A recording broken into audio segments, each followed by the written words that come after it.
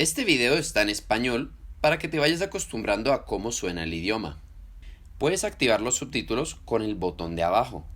Encontrarás subtítulos en inglés, en español y en otros idiomas a través de la traducción automática de YouTube. Hola, soy Daniel y esta es mi familia. Somos cuatro, mi mamá, mi papá, mi hermano menor y yo. Somos una familia internacional porque mi mamá es eslovaca y mi papá es colombiano, latino. Mi papá tiene 6 hermanos, 4 hermanos y 2 hermanas.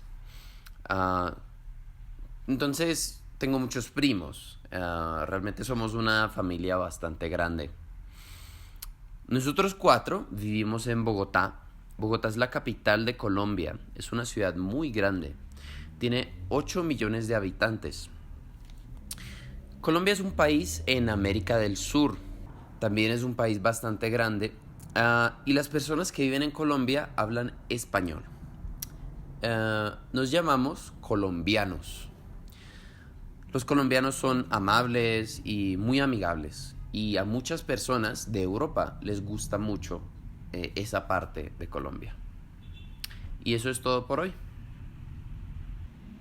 Si te gustó este video, dale like y suscríbete en el botón de abajo. También puedes darle a la campanita si quieres que YouTube te notifique de cada vez que sacamos un nuevo video. Además, si quieres, puedes seguirnos en nuestras redes con los links que encontrarás en la descripción.